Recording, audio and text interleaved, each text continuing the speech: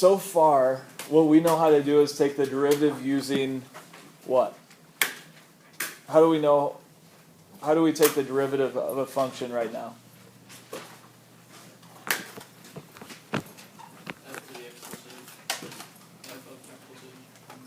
Yeah, we use that limit, right?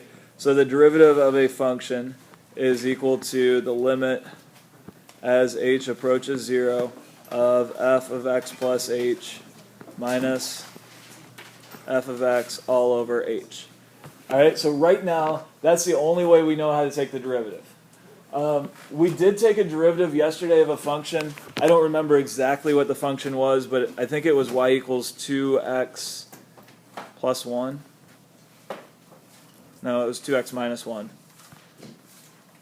And we took the derivative of that. That was one of those piecewise graphs that we looked at to see if it was differentiable at a point.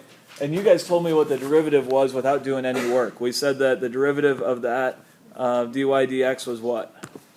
2. How do you know it's 2? Because, no, not physics shortcut. You knew it probably freshman year already. If you knew what the derivative meant, you could have told me what the derivative of this function was. Why? The derivative is the slope. And the slope of that equation is 2 everywhere. So that means that the derivative of that equation is going to be 2. All right, so if it's just a line, then the derivative is the slope.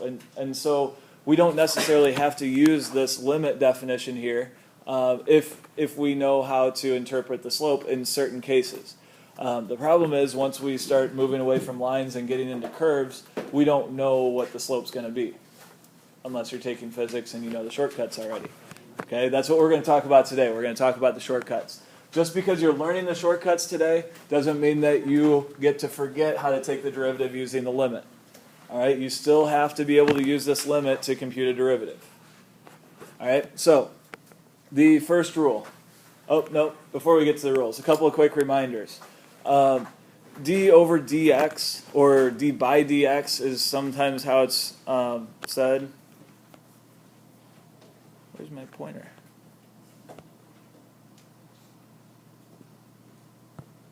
Okay, so d dx, or d by dx, or d over dx, that means the derivative with respect to x. So it means we have this function that has x's as the input, and so we're taking the derivative with respect to that variable then.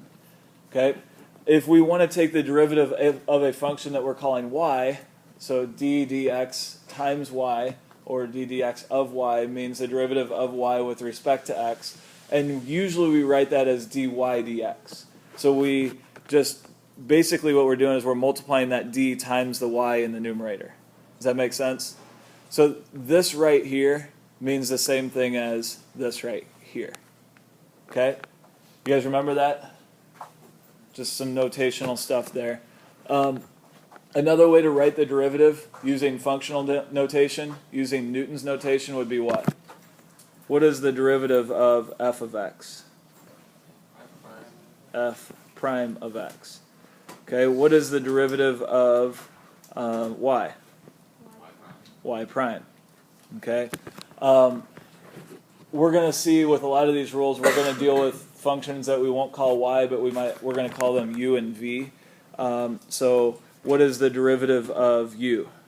And let's start with Newton's notation. That's the easy one. U prime. How about Leibniz notation? Okay, so this is going to be a function with respect to x. So x is going to be your independent variable. How would we write that? Du dx. All right, and if we had the function v, it's a function of x, we would call the derivative of that either v prime, or we could call it dv dx. So those are just ways that we would write the derivative. Okay, does that make sense? That notation is important because when we're writing out these rules, if you don't understand the notation, then you're clearly not going to understand the rules. All right, so first rule, the derivative of a constant. So the derivative of a constant is 0. Can anybody tell me why the derivative of a constant is 0? I wouldn't say there's no slope, but try again. The slope is 0. So if we have a function like f of x equals 14,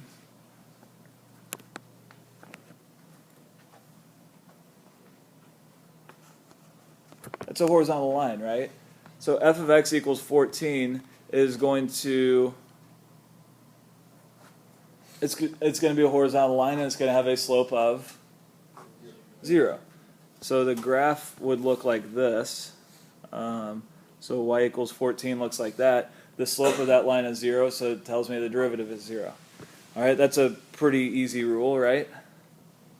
So the derivative of any constant is just 0. We okay with rule number 1? Yeah? Okay. Rule number 2, this is the power rule. This is the shortcut that you guys are going to use a lot in physics class, and you'll use a lot in here too. This power rule is really powerful, and I don't mean that to be a pun, but it's really, really, really useful. Because anytime we're dealing with polynomials, we're going to use the power rule to take derivatives. So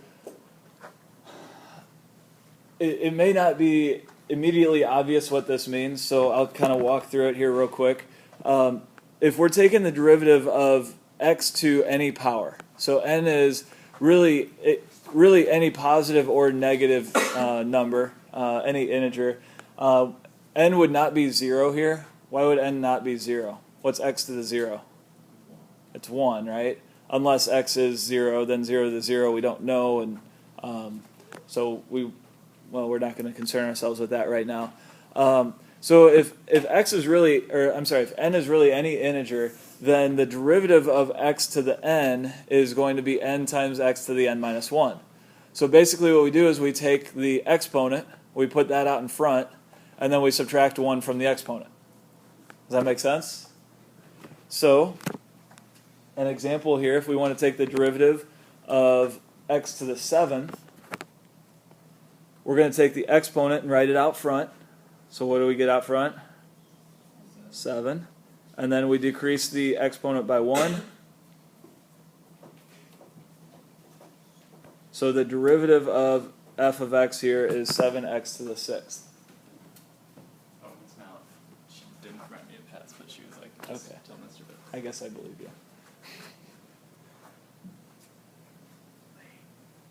That seems easy enough, right? So if you have x to any power, the derivative of that is going to be, using the power rule, you take the exponent, put it out front, and then decrease the exponent by 1. We did see that when we did the y equals, well, I'll come back to that. Never mind. Okay, rule number 3, constant multiple rule. This is one of those rules that almost seems so obvious that you shouldn't even need to say it, but you do. Basically what it says is if you're taking the derivative of some constant times some function, then the derivative of that is going to be the constant times the derivative of the function. All right, and I just have it written there 2 different ways. I have it written in, well, both of them are in Leibniz notation, but one's functional and one's just u as a function of x. So this is really useful for problems like this. So we know what the derivative of x to the 7th is, right? Right? Yes. So the derivative of x to the 7th was what? 7x to the 6th, right? So what we can do here is we can pretend like the 3 is not there, take the derivative of the x to the 7th, and then multiply the derivative by 3. So what's the derivative of 3x to the 7th going to be? 21x to the 6th. So if you have some constant, 3 times some function, x to the 7th, that we know how to take the derivative of, we take the derivative of that function and then multiply that derivative by the constant to get the new derivative.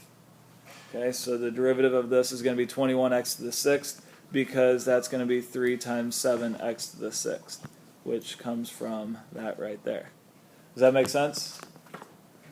Again, like I said, it's one of those that seems so obvious that it doesn't need to be said, but it does. and it'll come into play a lot. We'll use the constant multiple rule most times that we take the derivative.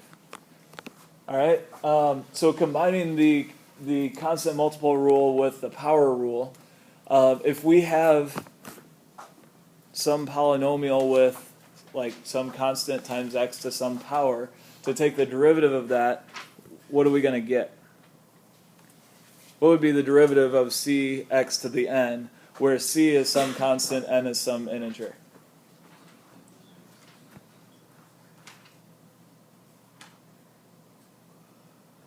Some people started mumbling it, I think.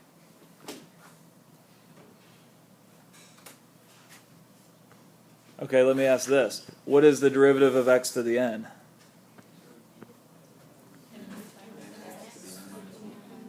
Okay, and the constant multiple rule says that if I take a constant times that function, then the derivative is the constant times that, so it's just going to be c times n times x to the n minus 1. And so what we end up with here is a constant out front, a new constant that was the original constant times the original exponent. Does that make sense? Okay. Sum and difference rule. This is another one that I think is a little bit intuitive. We had a rule just like this with limits. Basically, if you're going to take the derivative of two functions that are added together, you can take the derivative of each of those functions on their own and then add the derivatives together. And the same thing with subtracting. So if we want to take the derivative of two functions that we're subtracting, then we take the derivatives of the two functions and subtract them. So that is going to be useful with problems like this, or like these, I should say. So what is the derivative of 3x to the 7th?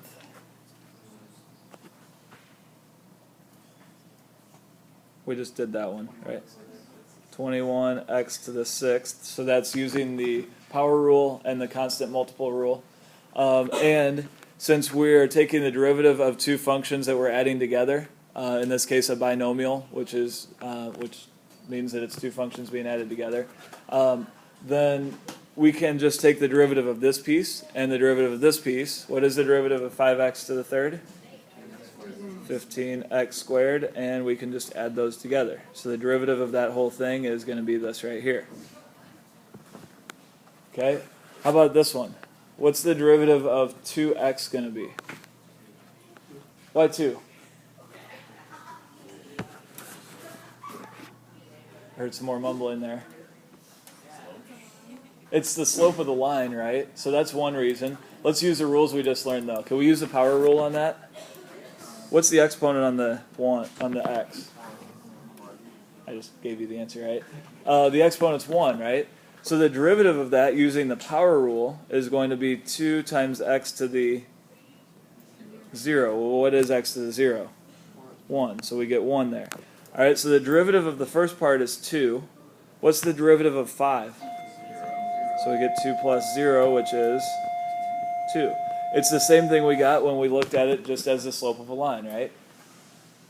So we can use these rules. In this case, we use the power rule, the constant multiple rule, the derivative of constant rule, and the sum rule all together to figure out something that we already knew how to do.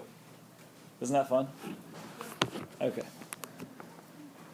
Rule number 5, the product rule. Now we're getting into the good stuff. Like I said, it's in your book.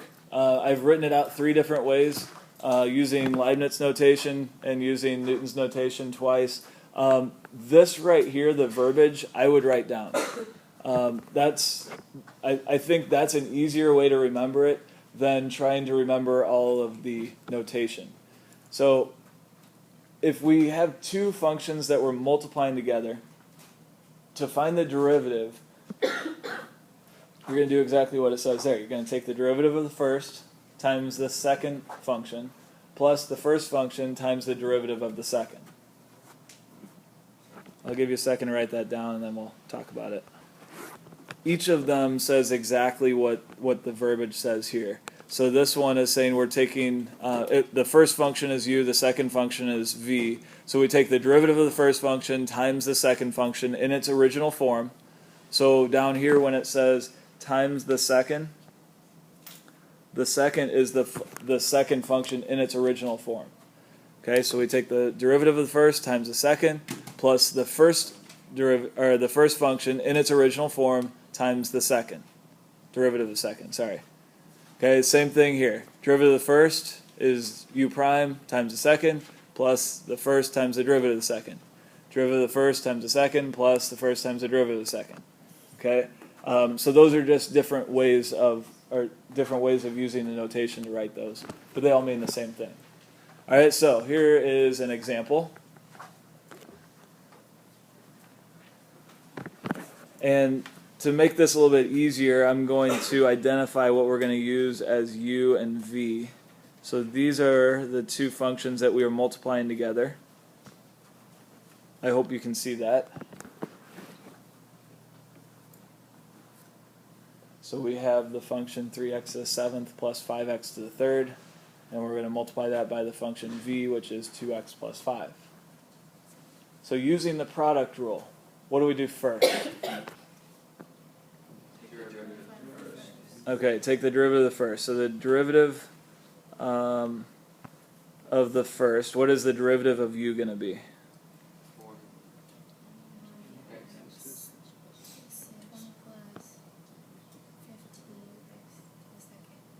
Okay, that's the derivative of the first, times the second. So I'm going to multiply that by 2x plus 5. Remember, when we say times the second, we're talking about the second function in its original form. We're not going to take the derivative there. So the derivative of the first times the second plus the first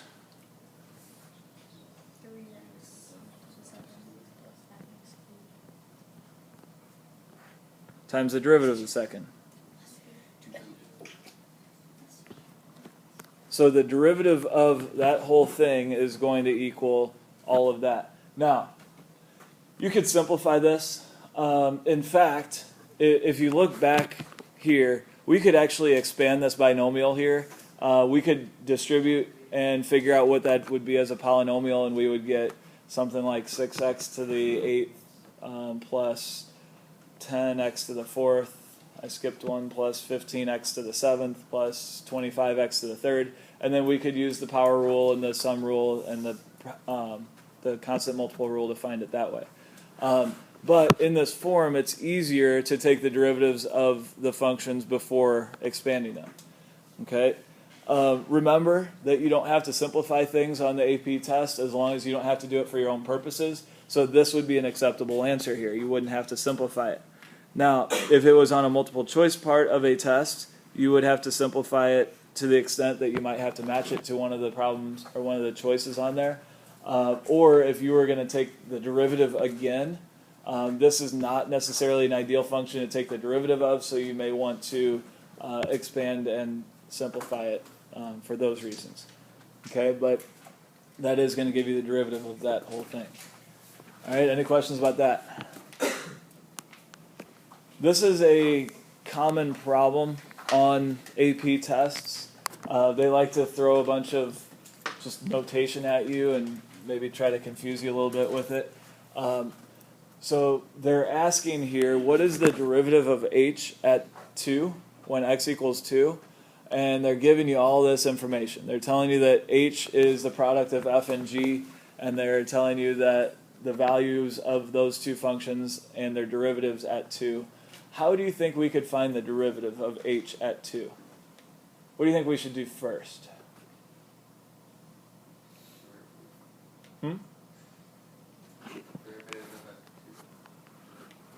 What about it?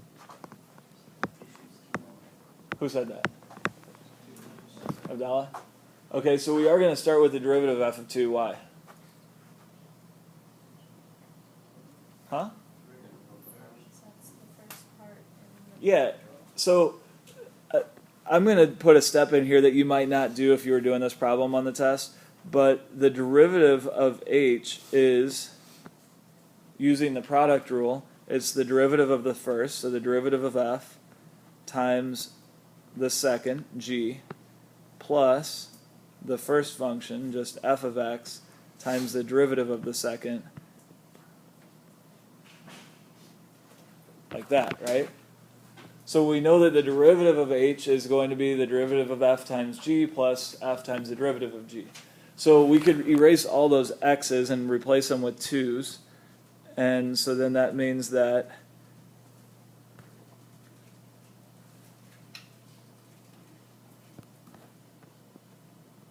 the derivative of h at 2 is going to be equal to all of that. And what is the derivative of f at 2?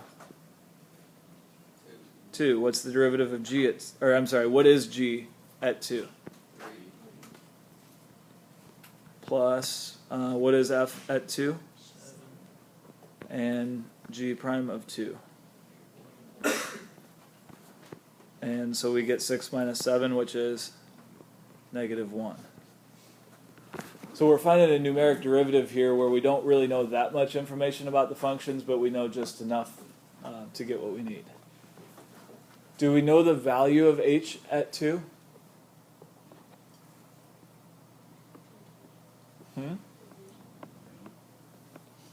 Can we figure out what h of 2 is?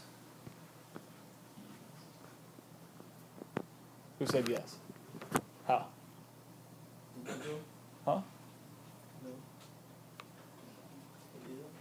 Gives you h of x times g of x. Yeah, h of x is just f of x times g of x, right? So h of 2 is going to be f of 2 times g of 2,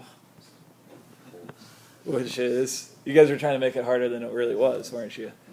That would be 7 times 3, and that would be 21.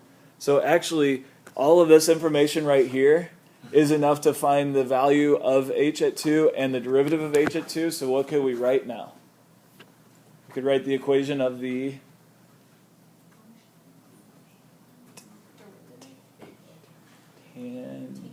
tangent line. So that we could write the equation of the line tangent to h when x equals 2. Because we know the slope of that line is going to be the value of the derivative. We know the value of that line is going to be 21. So it would end up being y minus 21 equals -1 times x minus 2. Yes? How is f of 2 times g of 2 equal to h of 2? Because it says it right here. Ah, okay. Okay. Good question. So that very first piece of information would have been there, we could have solved it. Correct.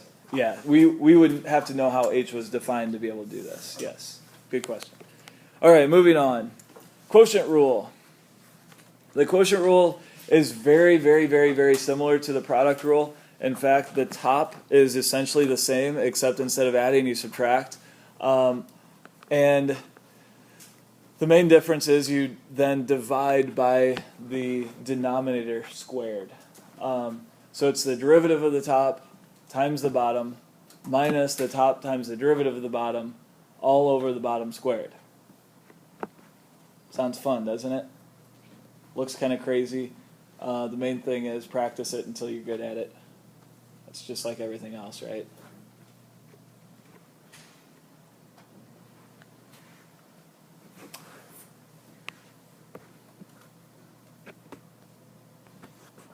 This is the way that I remembered the quotient rule when I was learning it. Low D high minus high D low over the square of what's below. It's kind of a poem. So what do you think it's referring to in this phrase when we say low and high? Low would be the denominator. High would be the numerator. When I have D in there, that's referring to the derivative. So what this is saying is it's the denominator times the derivative of the numerator minus the numerator times the derivative of the denominator all over the square of what's below the denominator. Okay? So I'm going to have that on the next screen here for you. It's still there. Don't worry. Let's use that then to compute this derivative. And I'll give you a second to get the problem written down and maybe try to get a little bit of head start on me. We could use either one of these. This would be a formula. This is more just a phrase that helps you remember, more of a mnemonic. But we could use either one of them here. So the derivative of this is going to be, let's use this. So it's low D high. So what's the low? 2x plus 5. d high. So what's the derivative of the high?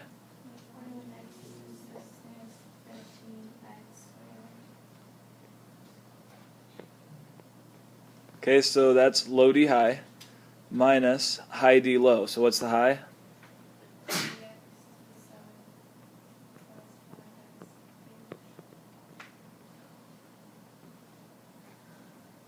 Okay, high d low. So what's the derivative of the low? 2 over the square of what's below. Sounds so fun, doesn't it? So what's the square of the denominator? 2x plus 5 times 2x plus 5, or you can just put 2x plus 5 squared. And again, you might be able to simplify that sum. You definitely can simplify the numerator by distributing and expanding those and then combining like terms if there are any. But remember also that you don't get extra credit for simplifying, so there's no reason to go beyond if it's not necessary. If you don't have to match a choice for multiple choice or use this for a succeeding step.